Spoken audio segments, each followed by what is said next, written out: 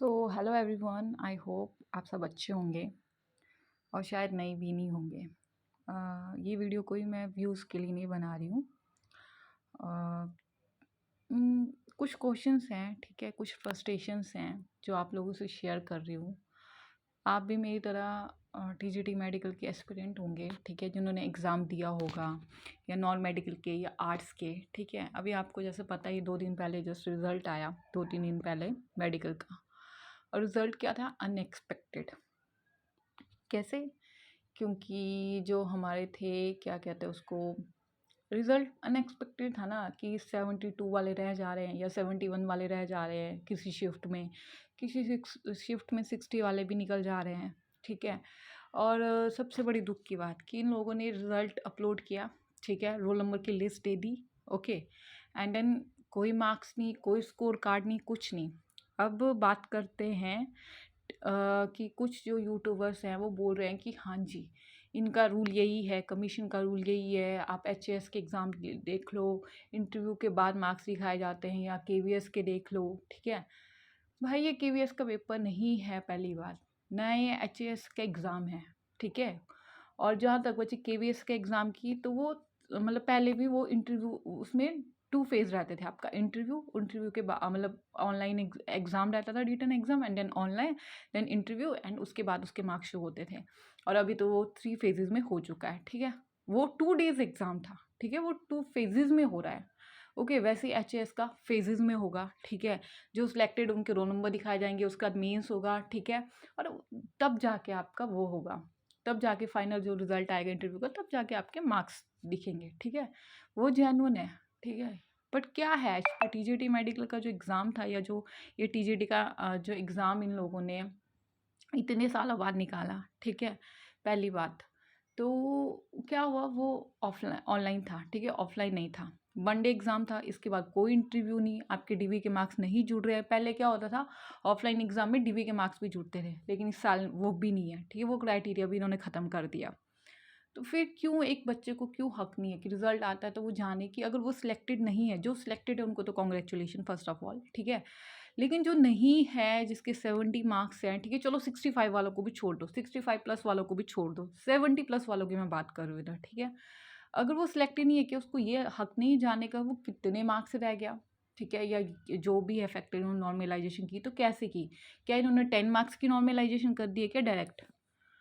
Question तो वो arise होता है। अच्छा, बात ये नहीं है कि हाँ, इनका यही रूल है जो मैं यूट्यूब पे देख रही हूँ इतने टाइम से, जो डिजिटल वॉच आया हुआ है कि हाँ हमें एक्सेप्ट कर लेना चाहिए, ये वो बच्चा जो 4 साल से, 5 साल से, 6 साल से मेहनत कर रहा है, वो कैसे एक्सेप्ट कर ले? ठीक है, कि आपके उतने ही मार्क्स है पर आपका सिलेक्शन नहीं हो रहा है, लेकिन किसी और शिफ्ट का, किसी और बच्चे का हो रहा है, ठीक है।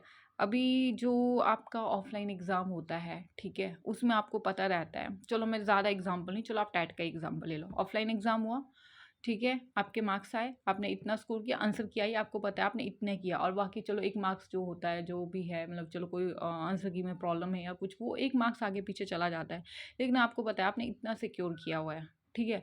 वही बात जो पहले के कमीशंस होते थे, ठीक है, जो ऑफलाइन होते थे, उसमें आपको पता रहता था कि आंसर की यार, ये फाइनल आंसर की यार हमारे इतने मार्क्स मिल रहे हैं, ठीक है। और उसमें क्या होता था, प्रिडिक्शन करना भी सही रहता था कि कितनी गई है मेरिट, कितनी गई होगी, यू कैन प्रिडिक्ट ईजिली।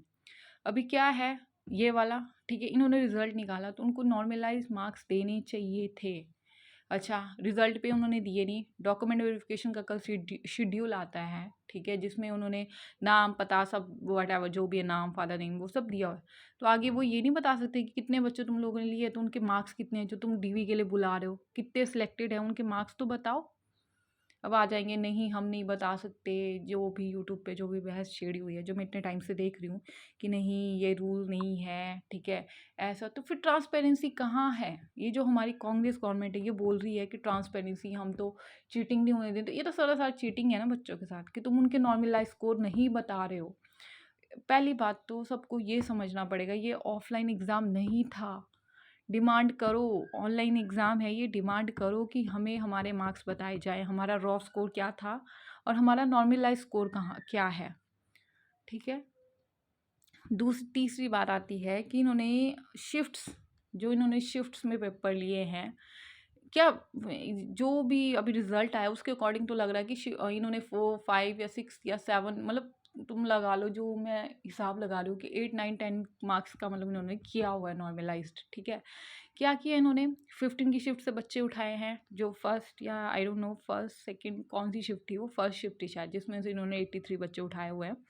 ठीक है, सेकंड से जो 16 वाली शिफ्ट है, मेन हैरानी मुझे हो रही है 16 वालों की जो थर्ड शिफ्ट है। ठीक है, जिसमें 69 70 71 68 कोई बच्चा सिलेक्टेड ही नहीं है यार। और उसमें तुम 16 की थर्ड शिफ्ट में इन्होंने सबसे कम बच्चे उठाए, बच्चे सेलेक्ट किए, डेट इज़ 50 समथिंग है, 50 के क्रॉस। ठीक है, एक शिफ्ट पे तुम 82 बच्चों को सिलेक्ट करो और दूसरी से 53 को। ये कौन सी ट्रांसपेरेंसी है? चलो तुमने सेलेक्ट कर लिया, मान लिया तुमने रिजल्ट बना दिया, सेलेक्ट कर लिया, पर हमें बताओ तो सही कितने शिफ्ट से तुम कितने बच्चे ले रहे हो। ठीक है, प्लस तुमने कौन सी, ये इतना हक तो है हमें जानने का कि बेस शिफ्ट कौन सी थी, किसे तुमने बेस शिफ्ट बना के तुम इतने बच्चों को, मतलब जो भी है, ठीक है, तुम 500 बच्चों में बच्चों को सिलेक्ट करो, उसमें 70 वाला कहीं है ही नहीं। मेरे को ये जानना है। 65 60 चलो उनको तो छोड़ ही दो, 70 से पीछे तो छोड़ ही दो। ठीक है, माना मेरिट बहुत हाई गई होगी, ठीक है, पर 70 वाला बच्चा भी नहीं है उसमें। तो फिर, और हमारा यूथ सोया है, तुम जाओ तुम पटवारी की तैयारी करो। ठीक है, पटवारी का एग्ज़ाम यही है कि ऑनलाइन होगा, वो भी मल्टीपल शिफ्ट्स में होगा, तब तुम क्या करोगे? आज आज मेडिकल वालों के ये हाल है, कल को नॉन मेडिकल वालों को रिजल्ट आएगा, वो रिजल्ट भी ऐसा रहा तो क्या तब भी कोई आवाज़ नहीं उठाएगा? ये जो बोल रहे हैं नहीं ये ऐसा ही है, तुम्हें तब बताना बोलना चाहिए था जब उन्होंने नॉर्मलाइजेशन स्कोर दिया था। नॉर्मलाइजेशन स्कोर दिया था, ठीक है, नॉर्मलाइजेशन का जो फॉर्मूला उन्होंने दिया था वो ठीक है, दिया, उन्होंने ऑनलाइन एग्ज़ाम भी करवाया, नॉर्मलाइजेशन का फॉर्मूला भी 1 मंथ पहले उन्होंने दे दिया। ठीक है, पर अब क्या है, अगर तुम पूरा ऑनलाइन सिस्टम एक्सेप्ट कर रहे हो तो तुम्हें रिजल्ट के साथ तुम्हें बच्चों का स्कोर कार्ड भी देना चाहिए। अब कई बोलेंगे रिजल्ट आएगा उसके बाद आ जाएगा, रिजल्ट आने की क्या गारंटी कि हो सकता है वो सिर्फ स्कोर कार्ड उनका रिलीज़ करे जो सिलेक्टेड बच्चे हैं, जो डीवी के लिए गए थे वो उनका ही स्कोर कार्ड रिलीज़ करे, बाकी कहाँ जाएंगे फिर? वो तो पूरा टाइम यही इसमें रहेंगे ना कि यार हमने तो यही दिए थे, हमारे मार्क्स कहाँ कम हुए। इतना हक तो दो बच्चों को, क्या तुम लोगों ने मजाक बना रखा है, समझ नहीं आ रहा है। बात करते हैं स्टूडेंट्स की डिमांड क्या है।